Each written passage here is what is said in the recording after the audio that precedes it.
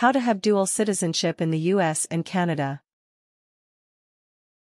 The U.S. Department of State or Bureau of Consular Affairs and Citizenship and Immigration Canada allows for citizens to have dual citizenships, meaning it is not required for you to give up citizenship if you plan to obtain a second foreign nationality.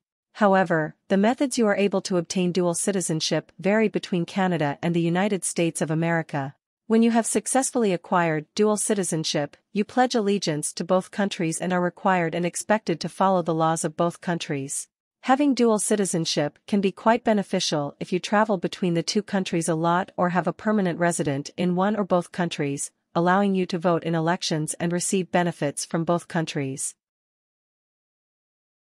Method 1. Knowing the basics of dual citizenship in USA-Canada. 1. You must be a permanent resident to obtain citizenship. In both Canada or the U.S., in order to be eligible for citizenship, you will need to have been a permanent resident of both countries for several years. This means if you were not born in either country, don't have parents born in either country, and you have never lived in either the Canada or the U.S., it may take you several years and even up to a decade before you can apply for citizenship. Since Canada and the U.S. are neighbors and have benefited from each other in various ways, it has led many people to believe dual citizenship is easy to obtain. However, this is not the case. 2. Obtain a green card in the U.S. If you are not citizen of the U.S. and you were not born in the U.S. or have parents born in the U.S., you will need to apply for a green card in order to qualify as a permanent resident of the U.S. Permanent residency is crucial to be eligible to apply for U.S. citizenship. Green cards allow non-U.S. citizens to live in the U.S. on a permanent basis. You can qualify for a green card in 3 ways. Having close family members who are U.S. citizens or permanent residents. Being offered a job in the U.S. where your employer is not able to find a work in the U.S. Investing more than $1 million in a U.S. business. 3. Get permanent residency status in Canada. If you are not a citizen of Canada or were born in Canada, you will need to apply for permanent residency before you can be eligible for a Canadian citizenship. If you are already a permanent resident, you must meet several conditions before you are eligible for Canadian citizenship. You need to have been physically present in Canada for at least 1,460 days, 4 years, in a 6-year before you apply for Canadian citizenship. Also, within these 4 years, each year, you must have been physically present in Canada for 183 days. You must not be under review for immigration or fraud reasons or be under a removal order. 4. You must file taxes if you are a U.S. citizen. Whether you live in the U.S. or not, you will have to file taxes each year if you are a U.S. citizen. You are taxed based on your worldwide income regardless of where you live. For example, if you have been living in Canada for the past year, you will need to file both Canadian and U.S. tax returns. Fortunately, the U.S. and Canada have a tax treaty that provides relief for individuals with dual citizenship so they don't have to pay double tax. Instead, they pay one country and receive credit in the other for taxes paid. If you are a Canadian citizen, you only have to file taxes for the period you have been actually living in Canada. So if you have been living in the U.S. for a year, you only have to file a U.S. tax return. 5. Be careful when traveling with 2 passports. In most cases, if you are a citizen of 2 countries, you will have obtained a passport for both. When you are entering certain countries, you risk having one of your passports confiscated for whatever reason. You may also need to show both passports if you have dual citizenship during immigration. Always research the policies of traveling as a dual citizen of wherever your destination is. Method 2. Obtaining a U.S. citizenship. 1. Determine if you are eligible for citizenship. There are 3 main ways that make you eligible to apply for a U.S. citizenship if you are a Canadian citizen. All details and official requirements can be found on the United States Citizenship and Immigration Services (USCIS) website. However, if you have given up or relinquished your U.S. citizenship in the past, you will not be able to obtain a U.S. citizenship. The only exception is if you renounced your U.S. citizenship under the age of 18. Then you must make the desire to be a U.S. citizen known to the Department of State within 6 months of turning 18. Other than that, you can become a U.S. citizen if you have been a permanent resident for at least 5 years, citizenship through naturalization. You were born in Canada, but your genetic parents or non-genetic gestational mother were legal U.S. citizens at the time of your birth, citizenship through parents. Your married spouse is a legal U.S. citizen and you have been a permanent resident and married to the same spouse for at least 3 years, naturalization for spouses of U.S. citizens. 2. See if you meet the qualifications to become a U.S. citizen by naturalization. There are several requirements you need to meet before you can be eligible to apply for a U.S. citizenship through naturalization. You must be 18 years or older to apply. You must be a green card holder for at least 5 years. You must file your application with the state or service district with jurisdiction that you have truly reside in your place of residence and have been for at least 3 months before applying for citizenship. You must have been continuously living in the U.S. for 5 years after obtaining a green card and after applying for citizenship. That means you have not been outside of the U.S. for more than 6 months and can prove that you have been physically present in the U.S. 30 months before you plan to apply for citizenship. You must be able to read, write, and speak English and have knowledge and understanding of U.S. history and government. You must be a person with good moral character, accept the principles of the Constitution of the United States, and agree with the good order and happiness of the United States during all relevant periods under the law. 3. Ensure you qualify for citizenship by naturalization if you are a spouse of a U.S. citizen. In most cases, you are required to have had permanent residence in the U.S. for at least 3 years and married to your spouse at the same time. However, if your spouse is employed abroad for at least 1 year by the U.S. government, military, or other qualifying employer, no minimum time of permanent residence is specified or required of you. But you still need to have a green card or be a permanent resident of the U.S. The requirements for citizenship are quite similar to the requirements needed for applicants who are applying for citizenship through naturalization. You must be 18 years or older to apply. You must be a green card holder for at least 3 years. You must be in a civil union with your U.S. citizen spouse during the 3 years before you submit your citizenship application and all the way up to your citizenship examination date. You must file your application with the state or service district with jurisdiction that you have truly reside in your place of residence and have been for at least 3 months before applying for citizenship. You must have been continuously living in the U.S. for 3 years after obtaining a green card and after applying for citizenship. That means you have not been outside of the U.S. for more than 6 months. You must prove you have been physically present in the U.S. for at least 18 months out of the 3 years before your citizenship application date. You must be able to read, write, and speak English and have knowledge and understanding of U.S. history and government. You must be a person with good moral character, accept the principles of the Constitution of the United States, and agree with the good order and happiness of the United States during all relevant periods under the law. If your spouse is being employed abroad, you must establish that you plan to depart immediately after you receive citizenship and also reside in the U.S. immediately after your spouse's employment is terminated. 4. Check to see if your child is eligible for U.S. citizenship. If you plan to have your child in Canada and you or your spouse is a U.S. citizen, your child will most likely be able to receive U.S. citizenship automatically through you. In most cases, permanent residency is not required of the child, but in certain circumstances, you must be able to prove you have resided in the U.S. for a certain period of time. Check the USCIS Policy Manual Guidance on Children of U.S. Citizens for a full list of requirements. The rules for citizenship through parents is extremely complex. It is dependent on various things such as whether the child was born in or out of wedlock, when the child was born, when the parent was born, and if one or both parents were U.S. citizens at the time of birth. In some circumstances, blood tests would need to be done to prove a parent is indeed blood related to the child. If parents are naturalized U.S. citizens after the birth of a child, the child must have been under 18 at the time their parents were naturalized and must have had a green card before 18. If you were adopted or your child is an adopted Canadian child, the adoptive parent must have adopted them before the child's 16th birthday and have had legal custody at the same time. As well, the child must have been admitted to the United States as an orphan or convention adoptee. 5. Fill out the correct U.S. citizenship application. Depending on how you plan to obtain a U.S. citizenship, you will be required to fill out a different form. All forms are located on official website of the United States Citizenship and Immigration Services, USCIS. You can find PDF files of detailed instructions on how to fill out these forms, what the application fee is, and even a comprehensive checklist of all required documents. If you are applying through naturalization, fill out Form N-400.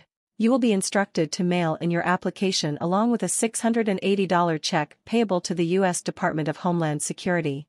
Where you mail in your application depends on where you live and whether you are a current or former member of the military, spouse of a current or former member of the military, or close relative to a deceased member of the military. Your application requires you to not only submit Form N-400, but also any copy proofs of marriage certificates, birth certificates, armed forces memberships, and even photographs for evidence. If you are applying for citizenship through your parents, fill out Form N-600. You will be instructed to mail in your application to the USCIS Phoenix Lockbox facility along with a $600 check payable to the U.S. Department of Homeland Security. The price is adjusted to $550 if the child is adopted and completely waived if the applicant is a child of a veteran or member of the U.S. Armed Forces. Your application requires you to not only submit Form N-600, but also any copy proofs of parent or parent's citizenship, birth certificates, armed forces memberships, and even photographs for evidence. 6. Wait for the USCIS to respond. Within a month or two, the USCIS will send you a receipt to let you know your application has been received and is in processing. On the receipt, there will be a number you can use to check up on the status of your application through their website. In most cases, the USCIS will also send you a letter a few months later telling you come to a fingerprinting appointment. A date and time will be scheduled for you to go into your local USCIS office. You will be required to bring in your letter, green card or resident card, and an additional form of identification with your photograph on it, driver's license, or passport. You may be required to send the USCIS additional documents. 7. Wait for your naturalization exam to be scheduled. If you are applying through naturalization, you will be interviewed and required to take a naturalization exam where your knowledge of U.S. history and government will be tested. The USCIS will send you a letter with a scheduled location, date, and time of your examination and interview.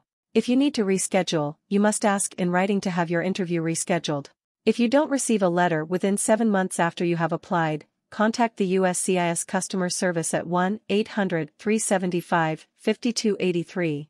There are many resources available to help you study for your naturalization test. USCIS provides some study materials on their website. You can also find tutors or classes that specialize in helping people take the naturalization exam. 8. Go to your naturalization interview and examination. You only have 2 chances to pass the examination. If you fail both times, you will need to restart your application process again. If you don't show up to your interview and you don't contact the USCIS beforehand, the USCIS will close your case and application. You will have 1 year to reopen your case before your application is denied and you will need to restart your application process all over again. If you do show up for your interview, the process consists of: an USCIS officer will ask about your application and your background.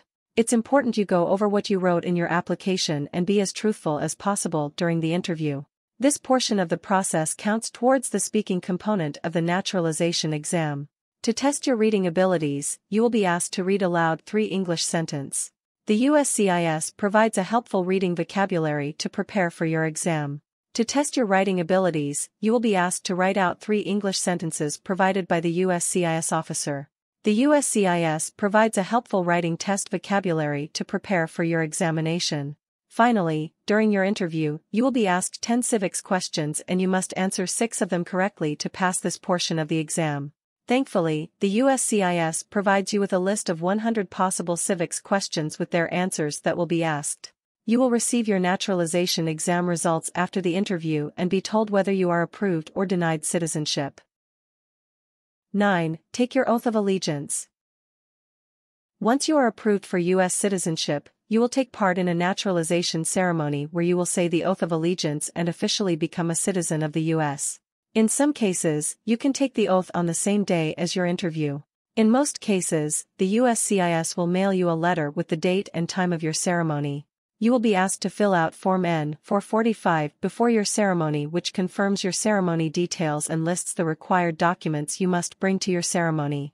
It also asks you a few brief questions about yourself in case your status has changed after your examination. For example, you married, divorced, or was widowed any time between your naturalization examination and ceremony. When you arrive for your ceremony, a USCIS officer will review with you your responses in your N-445 form. You will be required to turn in your permanent resident card or green card at the ceremony. After you take your oath of allegiance, you will be given a certificate of naturalization. Be sure to review your certificate to ensure it is free of errors. Your certificate acts as proof of your U.S. citizenship. After your ceremony, you are now eligible to apply for a U.S. passport, register to vote, and asked to update your Social Security records at your local Social Security Administration (SSA) office. Method 3: Obtaining a Canadian citizenship. 1. Find out if you are already a Canadian citizen. In some cases, you may have already been automatically given Canadian status. The Government of Canada allows you to submit an application for proof of Canadian citizenship to help you determine if you are a Canadian citizen. This is different from applying for a Canadian citizenship. If you are indeed a Canadian citizen, you will be given your certificate of citizenship. In most cases, you are a Canadian citizen already if you were born in Canada. Your parent or legal guardian naturalized you as a minor by applying for your citizenship. You were born outside of Canada after April 17, 2009, and at least one of your parents were born in Canada, or naturalized before your birth. The changes made in 2015 and 2009 of the Citizenship Act apply to you. A comprehensive list of changes can be found on the Citizenship and Immigration Canada website. 2. Determine your eligibility for citizenship. Before applying for Canadian citizenship, you should check if you are eligible to receive citizenship. To be eligible for Canadian citizenship, you must meet these conditions. Age: you must be at least 18 years old to apply. If you are applying for a child under 18, you must be the child's parent, adoptive parent or legal guardian. The child must be a permanent resident, and one parent must be a Canadian citizen or be applying to become a citizen at the same time. Permanent resident status: you must have permanent resident status and must not have any unfulfilled conditions related to your status. That means you are not under investigation, have no committed any crimes, or under a removal order. Fortunately, you don't need a PR card to apply for citizenship. Time lived in Canada: after you have obtained permanent residency, you will have needed to be physically present in Canada for at least 1,460 days, 4 years, in a 6-year before you apply for Canadian citizenship. Also, within these 4 years, each year, you must have been physically present in Canada for 183 days. These conditions do not apply to children under 18 or certain Crown servants. Luckily, the government has provided a tool to help you find out if you have lived in Canada long enough. Income tax filing: you must have met your personal income tax filing obligations in 4 taxation years that are fully or partially within the 6 years immediately before the date you apply for citizenship. Intent to reside: you must declare your intent to reside during the citizenship application process. That means you intend to live in Canada, work outside Canada as a Crown servant, or live abroad with certain family members who are Crown servants. Be able to speak English or French: you will need to send documents to prove that you can speak and listen in English or French. An officer during your application process will also evaluate your language skills. Being able to speak in English or French means you can take part in short, everyday conversations about common topics, understand simple instructions, questions and directions, use basic grammar, and know enough common words and phrases to answer questions and express yourself. Know Canada well: you will need to take a citizenship test that tests your knowledge of Canada. You will need to know Canada's history, values, institutions, and symbols. It is usually a written test but can sometimes be taken orally with the officer. Prohibitions: if you have committed a crime, you are not eligible for citizenship for a period of time. That means you are not currently on parole or probation, you have not been convicted or indicted of any crimes, and you are not on trial or involved in an appeal of an offense. 3. Get an application package. On Canada's immigration website, you can find information guides about how to fill out applications, how to pay fees, and how to submit applications. There are 3 kinds of application packages. For adults, over 18 years old. For minors, under 18 years old. For Canadian Armed Forces, over 18 years old. Make photocopies of all documents. The detailed instruction guide will tell you what original documents you will need to bring to your test or interview. When you submit your application, you must include all the forms, information, documents and fees, including postal codes for all Canadian and overseas addresses. 4. Prepare for your citizenship test. You will have to take a citizenship test if you are between the ages of 14 and 64 when you apply for citizenship. If a minor is taking the citizenship test or going for an interview, a parent or guardian may accompany them, but they cannot help the child during the test or interview. Prepare for the citizenship test by reading Discover Canada. You download a PDF or ebook copy as well as listen to an audio version of the book. Brushing up on Canada's beliefs on the rights, freedoms and responsibilities of Canadian citizens, Canada's democracy and ways to take part in Canadian society, Canadian political and military history, social and cultural history and symbols, and Canadian physical and political geography. Improving your English or French to prepare for the oral or interview portion of the test. 5. Take the citizenship test. You will receive a notice about the time, date, and location of your test. If you cannot make it to the scheduled date, contact the call center and they will reschedule your citizenship test. If you don't attend the test, you will also have to contact the call center or they will close your application. Bring your original documents that you sent with your application to the test and any passports or travel documents you have had in the past 4 years. Depending on your application, Immigration Canada will decide whether you do an oral or written test. If you have trouble reading and writing in English or French, you will most likely be given an oral test. Your test results will be given to you right after your test. If you pass, a ceremony date to take your oath of citizenship will be given to you at the same time as your results. The ceremony will occur within 6 months after your test. If you do not pass, you will either be asked to reapply for citizenship or you will be rescheduled to take another test or interview with an officer. 6. Attend your oath of citizenship ceremony. To receive your certificate of citizenship, all applicants over the age of 14 must attend the ceremony. You will need to bring your original immigration documents, your permanent resident card, if you have one, your record of landing if you became a permanent resident before June 28, 2002. Tips. It may be best to have a United States passport and a Canadian passport with you when entering or leaving either country while traveling. Having 2 passports could lead security and immigration officials to treat you with a higher level of caution. However, marriage to a foreign national does not necessarily equal citizenship. Check with officials of the country of your second citizenship to see if you are required to perform any duties for that country. These could include paying income taxes or reimbursing costs of obtaining an education in that country. Advantages of dual citizenship include being able to get education, healthcare, and employment in either country. Warnings.